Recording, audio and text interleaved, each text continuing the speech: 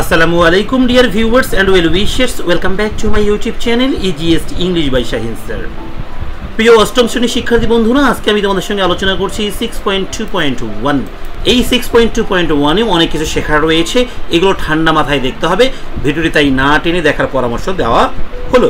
প্রিয় শিক্ষার্থী, চলো কথা না বাড়িয়ে চলে যাই মূল পর্বে। তবে মূল পর্বে যাওয়ার আগে তোমরা যারা এখন পর্যন্ত আমার চ্যানেলকে সাবস্ক্রাইব করোনি, ঝটপট সাবস্ক্রাইব করে ফেলো, সেই সঙ্গে এই ভিডিওটি শেয়ার করে ছড়িয়ে দাও। প্রিয় শিক্ষার্থী, তোমাদের জন্য অষ্টম ও নবম শ্রেণীর ইংরেজি অনলাইন ব্যাচে ভর্তি চলছে। এই অনলাইন ব্যাচের ক্লাসগুলো হবে জুম অ্যাপে, সহজ হ্যান্ড নোট প্রদান করা হবে, যা থাকবে বাংলা সহ। ভর্তি ও তথ্যের জন্য যোগাযোগ করো 01714137706 হোয়াটসঅ্যাপ নাম্বারে। তোমরা সরাসরি কলও করতে পারো বিস্তারিত তথ্য পাওয়ার জন্য। প্রতি মাসে সামান্য পরিমাণ সম্মানী প্রদান করে তোমরা এই কোর্সটি করতে পারবে, যাতে হয়ে উঠবে তুমি এই কারিকুলামের সেরাদের সেরা। প্রিয় শিক্ষার্থী, আমরা প্রথমে ইনস্ট্রাকশনটি পড়ব। দেখো, notice the words and phrases used in different writings and their organisations in the illustrations. বলা হচ্ছে উপরে যে ইলাস্ট্রেশনস রয়েছে, এই ইলাস্ট্রেশনসের ব্যবহৃত যে লেখনীগুলো রয়েছে, এই লেখনীগুলো নিয়ে আমাদের যে আলোচনাটা করতে হবে। দেখো কি আলোচনা করতে হবে এখানে যে ওয়ার্ডসগুলো ব্যবহার হয়েছে, ফ্রেজেসগুলো ব্যবহার হয়েছে। আমরা কিন্তু 6.1.1 এর অ্যান্সার করেছিলাম। তোমরা যারা আমার 6.1.1টা দেখোনি তারা একটু দেখে নিবে, হ্যাঁ, তাদের জন্য এটা সুবিধা হবে। অ্যান্ড দেয়ার অর্গানাইজেশন, এবং তাদের গঠন প্রণালী দেখতে হবে ইন দ্য ইলাস্ট্রেশনস, ওই ছবির আলোকে।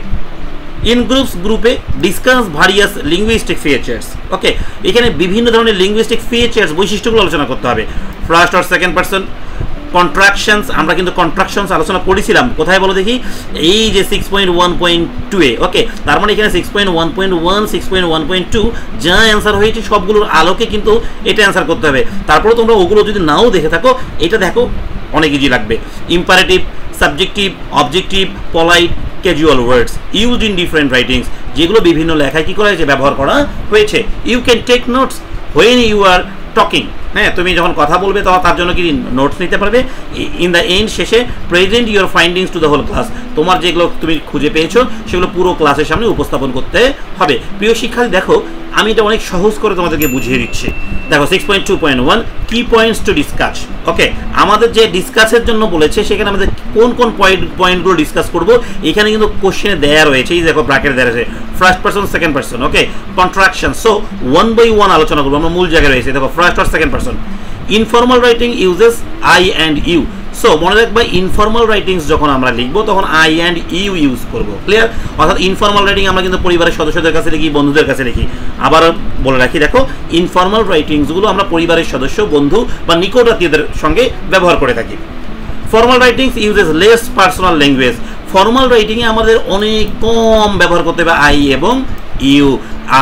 এবং এই ফর্মাল রাইটিংসগুলো আমরা অপরিচিত সিনিয়রদের কাছে লিখি, যেমন স্কুলের হেড টিচার হতে পারে, চেয়ারম্যান হতে পারে ইত্যাদি। বুঝতে পেরেছো? এইবার দেখো আমাদের বইয়ে কি চেয়েছে, এটা হয়ে গেল। এবার চেয়েছে কন্ট্রাকশনস। কন্ট্রাকশনস কি সেটাও কিন্তু আমরা 6.1.2 এ পড়েছিলাম। আমি আবারও দেখিয়ে দিচ্ছি। দেখো কন্ট্রাকশনস কি।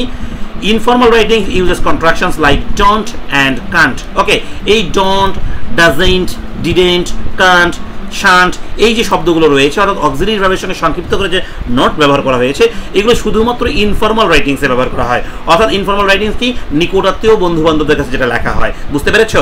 এবার দেখো ফর্মাল রাইটিংসে useful forms like do not, cannot. Okay, তার মানে যখন আমরা সিনিয়র কারোর কাছে লিখবো, টিচারের কাছে লিখবো, চেয়ারম্যানের কাছে লিখবো, তখন কিন্তু আমরা ডোন্ট বলতে পারবো না, বলবো ডু নট। হ্যাঁ, কান্ট বলতে পারবো না, বলবো ক্যান নট। বুঝতে পেরেছো? দেখো ইম্পারেটিভ সেন্টেন্সগুলো কি, এইখানে ইম্পারেটিভ সেন্টেন্সও কিন্তু চেয়েছে আমাদের 1 by 1 আলোচনা হচ্ছে। দেখো এইবার ইম্পারেটিভ নিয়ে আলোচনা হচ্ছে। ওকে, সো ইম্পারেটিভ নিয়ে যখন আলোচনা করবো, দেখো ইনফর্মাল রাইটিংস ইউজেস কমান্ডস। তাহলে ইনফর্মাল রাইটিংসগুলো যখন আমরা লিখবো তখন আমরা কমান্ড ইউজ করবো। সেই কমান্ডসগুলোতেও কিন্তু আমরা প্লিজ কল মি, যেমন এই ধরনের কমান্ড। ওকে, এখন যদি জুনিয়রদের কাছে লিখি ডাইরেক্ট কল মি বলতে পারি। ওকে, কিন্তু ফর্মাল রাইটিংস কিন্তু আমাদের অপরিচিত সিনিয়রদের কাছে লিখতে হবে। এখানে পলাইট রিকোয়েস্ট করতে হবে। সবচেয়ে ভালো পলাইট রিকোয়েস্ট হলো এই যে এরকম, হ্যাঁ, could you please call me. Okay, এখানে কোশ্চেন মার্ক থাকবে, could you please call me, could you please help me. Okay, তার মানে যখন আমরা এমন কারো কাছে লিখবো যেমন প্রিন্সিপাল বা টিচার, হ্যাঁ, বা অপরিচিত কোনো সিনিয়র পারসন, তখন আমরা এই ধরনের ইউজগুলো করবো, কুড ইউ। ওকে, বুঝতে পেরেছো? এইবার দেখো কি চেয়েছে বইয়ে, একটু দেখে নিই। 1 by 1 আলোচনা হচ্ছে যেহেতু সাবজেক্টিভ। চলো এই সাবজেক্টিভ সম্পর্কে একটু বুঝে নেই। সাবজেক্টিভ ভার্সেস অবজেক্টিভ, এখানে কিন্তু দুইটাই একসঙ্গে আলোচনা করেছে। দেখো informal writing is personal and share feelings. Okay, informal writing হলো পার্সোনাল এবং এখানে কি করা হয়, আমাদের ফিলিংসগুলোকে শেয়ার করা হয়, ভাগাভাগি করা হয়।